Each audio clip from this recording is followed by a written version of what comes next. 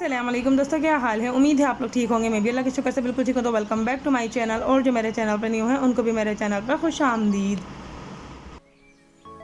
So guys, आज का vlog बहुत मज़ेदार सा होने वाला है क्योंकि आज मैं आपके साथ शेयर करूँगी बहुत ही मज़ेदार सी एक रेसिपी जो कि है बारबेक्यू प्लेटर की। बारबेक्यू चिकन प्लेटर की रेसिपी है जो कि चिकन लवर्स के लिए बहुत बेस्ट है। काफ़ी सारे लोग ऐसे हैं जिनको बीफ या मटन नहीं पसंद, तो ये रेसिपी आप लोग बना सकते हैं। बहुत ही कम से इंग्रेडिएंट में हो जाती है तैयार। उसके अलावा मैंने घर के सारे कर्टन्स चेंज कर लिए हैं, वो मैं आपके साथ शेयर करने वाली हूँ। ड्राइंग रूम की अब फाइनल लुक कैसे लग रही है वो शेयर करूँगी। बेडरूम की लुक कैसी लग रही है वो शेयर करूँगी।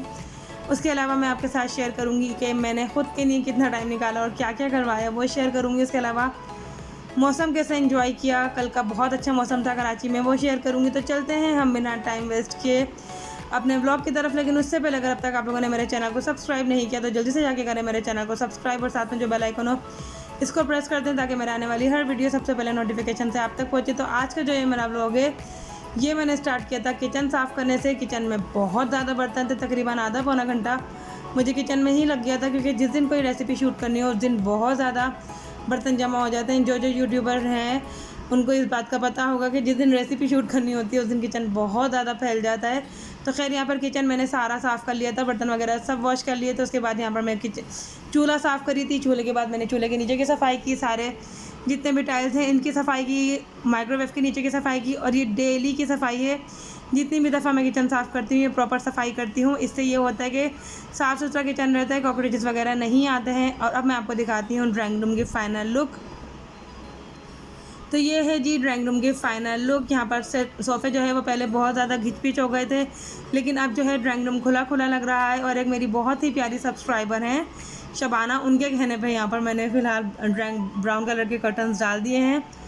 तो कैसे लग रहे हैं मुझे कमेंट बॉक्स में ज़रूर बताइएगा। ये वही वाले पर्दे हैं जो कि पहले मेरे रूम में डले हुए थे, इसको मैंने डाल दिया था, अब इसको मैंने डाल दिया है अब फ़िलहाल ड्राइंग रूम में। और ये जो आप फ्रेम देख रहे हैं ये मैंने मंगवाए हैं दराज से, बहुत ही रीज़नेबल प्राइस में है मिले हैं मुझे ये, और बहुत ही अच्छी चीज़ है। इसका लिंक मैं डिस्क्रिप्शन बॉक्स में डाल दूँगी, अगर किसी को मंगवाना हो तो वो मंगवा सकते हैं।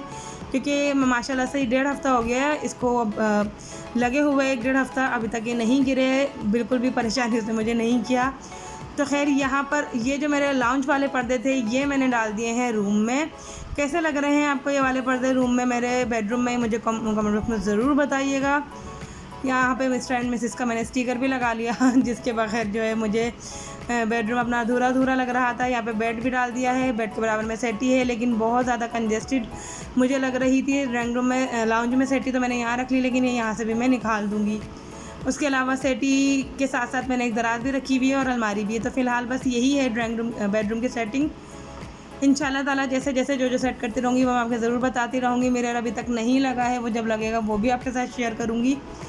तो कैसा लग रहा है आपको ये रूम का लुक मुझे ज़रूर बताइएगा। इसकी वजह से रूम जो है वो काफ़ी खुला खुला हो गया है, क्योंकि जो ड्राइंग रूम में था उसमें सिर्फ बेड डाला हुआ था, उसके बाद गुजरने की जगह नहीं थी, लेकिन इसमें काफ़ी ज़्यादा स्पेस हो गया है और बहुत ज़्यादा खुला खुला हो गया है रूम।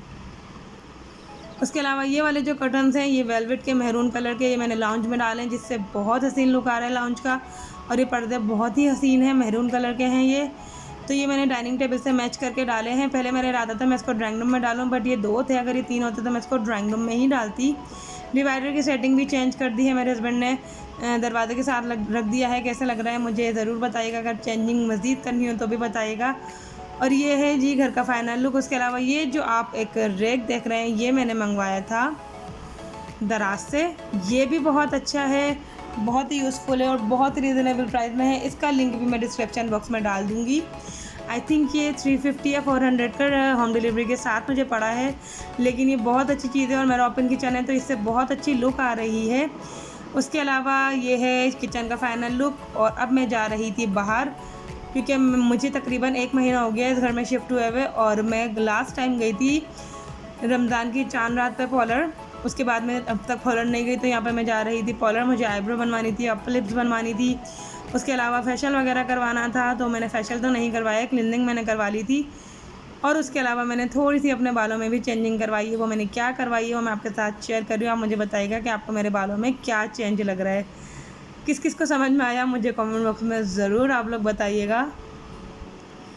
और बस यहाँ पर मैंने जो है वो बॉयलर में सारे काम करवा लिए थे। अब मैं आपके साथ करूँगी बहुत ही मज़ेदार सी रेसिपी शेयर। तो यहाँ पे बारबेक्यू प्लेटर बनाने के लिए सबसे पहले मुझे बनानी थी ग्रीन मलाई बोटी, जिसके लिए मैंने यहाँ पर एक मिक्सर जार ले लिया था। इसके अंदर मैंने डाल दिया था थोड़ा सा हरा धनिया वॉश करके। उसके अलावा मैंने यहाँ पर शामिल कर दी थी 6 से 7 हरी मिर्चें, जो कि छोटी वाली हरी मिर्चें थी, बारीक वाली। उसके अलावा 6 से 7 मैंने पुदीने के पत्ते शामिल कर दिए थे। थोड़ा सा मैंने इसके अंदर शामिल कर दिया था नमक, हाफ़ से भी हाफ़ टी स्पून, और पानी डाल के मैंने इसको चटनी की तरह पीस लिया था। ये है इसका मोस्ट इम्पॉर्टेंट स्टेप। अगर आपके पास चटनी पीसी हुई हो इस तरह से सिंपल सी तो आप लोग यूज़ कर सकते हैं, लेकिन मैंने बिल्कुल फ्रेश जो है वो चटनी पीसी थी। उसके बाद यहाँ पे मैंने ले लिया था एक बॉल, इसके अंदर मैंने शामिल कर दी थी चटनी के साथ मैंने इसके अंदर शामिल कर दिया था 4 टेबल स्पून जितना दही।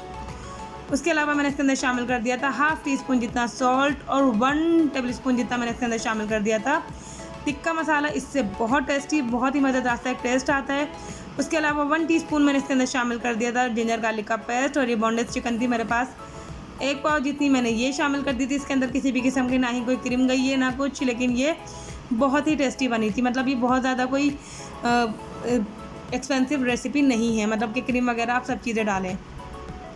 दूसरी तरफ यहाँ पे मैं चिकन टिक्का मैरिनेट करी थी, जिसके लिए मैंने ले लिया था 5 टेबल स्पून जितना दही, 1.5 टेबल स्पून मैंने इसके अंदर शामिल कर दिया था टिक्का मसाला, 1 टेबल स्पून मैंने इसके अंदर शामिल कर दिया था पेरी पेरी मसाला, हाफ़ टी स्पून मैंने इसके अंदर शामिल कर दिया था सॉल्ट, हाफ़ टी स्पून जितना मैंने इसके अंदर शामिल कर दिया था पिसा हुआ धनिया, हाफ़ टी स्पून मैंने इसके अंदर शामिल कर दी थी red chilli powder, half teaspoon Kashmiri लाल मिर्ची, और 1 टीस्पून मैंने इसके अंदर शामिल कर दिया था जिंजर गार्लिक का पेस्ट, और अच्छी तरीके से मैंने इसको भी मैरिनेट कर दिया था। दोनों चीज़ें तकरीबन ये आधे से पौने घंटे मैंने मैरिनेट की थी। आप लोग चाहें तो ओवरनाइट भी कर सकते हैं, लेकिन मेरी गैस का इशू था, इस वजह से बस मैंने आधे घंटे ही इसको मैरिनेट किया।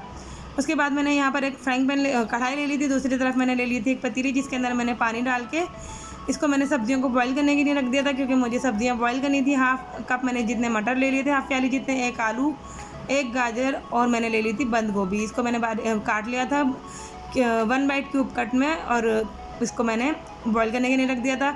इसके अंदर मैंने शामिल कर दी थी हाफ़ टी स्पून जितना black pepper powder, half tea spoon जितना सॉल्ट, और 1 टीस्पून जितना मैंने इसके अंदर शामिल कर दिया था अजीनोमोटो, वरना बिल्कुल खुश्क जो है वो सब्जियाँ होती बिल्कुल फीकी फीकी सी। दूसरी तरफ मैंने यहाँ पर 3 to 4 टेबल स्पून जितना ऑयल लेके इसके अंदर मैंने चिकन शामिल कर दी थी मसाले समेत। अच्छी तरीके से मैंने इसको मिक्स करके इसको मैंने कवर करके रख दिया था तकरीबन 10 से 15 मिनट, क्योंकि बोनलेस चिकन थी तो ये फटाफट से हो गई थी। और बस मैंने थोड़ा सा ही इसका पानी ड्राई किया था, उसके बाद मैंने इसको निकाल लिया था। और जो बाकी का इसके अंदर पानी था, इसी के अंदर मैंने टिक्के वाली चिकन भी रख दी थी, क्योंकि टिक्के वाली चिकन के पीसेस काफ़ी बड़े थे तो उसको स्टीम होने में भी टाइम लगता, और उसको मैं थोड़े से पानी की भी ज़रूरत थी, तो मैंने अलग से पानी डालने के बजाय मैंने इसी के अंदर डाल दिया था। इससे फ्लेवर मज़ेदार और दोबाला हो गया था, बहुत ही मज़ेदार सा हो गया था। यहाँ पर मैंने चिकन निकाली थी, और यकीन करिए ये चिकन इतनी मज़े की और इतनी टेस्टी बनी थी ना कि बस। उसके बाद मैंने यहाँ पर चिकन पकने के लिए रख दी थी टिक्के वाली, और इसको मैंने पकाया था मीडियम टू लो फ्लेम पे, क्योंकि अगर बहुत तेज़ आंच पे पकाती तो ऊपर से पक जाती और अंदर से पूरी कच्ची रहती, और इसको तकरीबन 20 मिनट लगे थे। और बस जैसे ही ये टिक्के वाली चिकन हमारी पक गई थी, मैंने फटाफट से ही चावल बनने के लिए रख दिए थे, क्योंकि गैस जो है वो बस जाने में 15 से 20 मिनट रह गए थे। 11:45 तक गैस चली जाती है, तो यहाँ पर बस मैं जल्दी जल्दी जो है वो खाने की तैयारी कर रही थी। किस इलाके में कराची में गैस जा रही है मुझे कमेंट बॉक्स में ज़रूर बताना। हमारी तरफ तो गैस ने बहुत तंग किया हुआ है।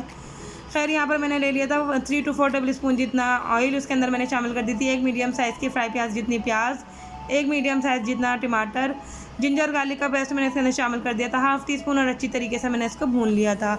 अगर आपके पास फ्राई प्याज ना हो तो फिर आप एक प्याज फ्राई कर सकते हैं मीडियम साइज़ की। साथ में जो मैंने बॉईल की थी वेजिटेबल्स मैंने इसके अंदर वो शामिल कर दी थी। साथ में मैंने इसके अंदर शामिल कर दिया था सॉल्ट। उसके बाद मैंने इसके अंदर शामिल कर दिया था सारे यखनी। उसके बाद मैंने इसके अंदर शामिल कर दिया था कनौर का हाफ़ वाला जो एक में से दो क्यूब्स होते हैं वो क्यूब्स शामिल कर दिया था। Peri peri masala 1 teaspoon, peri peri sauce 1 teaspoon, और जो टिक्के का लेफ़्ट ओवर मसाला था और बोटी का लेफ़्ट ओवर मसाला था वो शामिल कर दिया था। और साथ में मैंने राइस डाल दिए थे, तो ये बहुत मज़ेदार से हमारे राइस तैयार हो गए थे। अगर आप लोग चाहें तो इस वेजिटेबल्स को अलग से स्टीम भी कर सकते हैं, लेकिन वो गरम गरम खाने में अच्छी लगती है, ठंडी खाने में उसका बिल्कुल भी मज़ा नहीं आता। इस वजह से मैंने सारी सब्जियां चावल में ही डाल दी थी, वरना पहले मेरा इरादा था कि मैं इसको साइड लाइन के तौर पे बनाऊंगी, लेकिन गैस की वजह से और गर्म ठंडे होने की वजह से मैंने इसको जो है वो इसी के अंदर डाल दिया था। लेकिन टेस्ट इसका बहुत मज़े का था, बहुत डिफरेंट था और बहुत ही यमी सी जो है ये प्लेटर बनकर तैयार हुई थी और अब मैं चावल को दम पे लगा रही थी। लेकिन चावल दम पे लगाने से पहले मैंने इसके अंदर शामिल कर दिया टिक्का और साथ में मैंने इसे शामिल कर दी थी बोटियाँ। अगर आपके पास बॉइल्ड एग हो तो आप इसमें बॉइल्ड एग भी शामिल कर सकते हैं। उसके अलावा आप इसके अंदर फ्रेंच फ्राइज़ भी शामिल कर सकते हैं अगर आपके घर में पसंद हो। लेकिन मैंने आलू डाले हुए थे, इस वजह से मैंने फ्रेंच फ्राइज़ इसके अंदर शामिल नहीं किए। तो बस ये है मेरा बहुत ही मज़ेदार सा और सिंपल सा बनने वाला प्लेटर, जो कि बहुत ज़्यादा एक्सपेंसिव भी नहीं पड़ा और बहुत ही मज़ेदार सा बन गया और कोई बहुत ज़्यादा मेहनत भी नहीं करना पड़ी।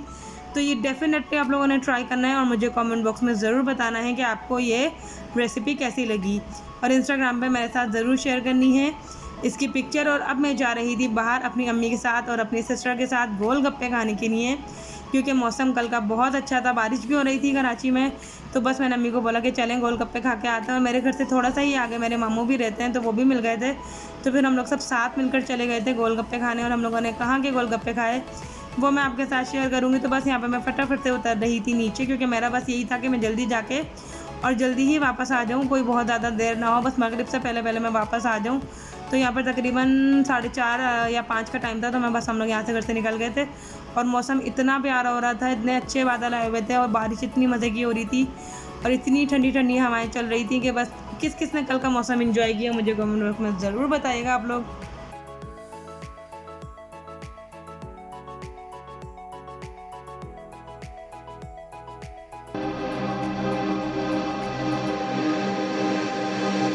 दिल लगी भी तेरे दिल को दिल लगी न लगे, दिल लगी भी तेरे दिल को दिल लगी न लगे, सो गाइस यहाँ पर हम लोग आ गए थे मनपसंद के गोलगप्पे खाने। लेकिन अब मनपसंद के गोलगप्पे का वो टेस्ट नहीं है जो पहले हुआ करता था। तो खैर यही थी मेरी छोटा सा व्लॉग और इसमें मैंने बहुत कुछ शेयर कर दिया। आई होप कि आपको अच्छा लगा होगा मेरा व्लॉग। अच्छा लगा हो तो मेरी वीडियो को लाइक करें, शेयर करें, मेरे चैनल को सब्सक्राइब करें, साथ में जो बेल आइकन है इसको प्रेस करें ताकि मेरे आने वाली हर वीडियो सबसे पहले नोटिफिकेशन से आप तक पहुँचे। और अगर अब तक आप लोगों ने मेरे इंस्टाग्राम को फॉलो नहीं किया तो उसको भी कर लें। मुझे दें इजाज़त। अल्लाह हाफिज़।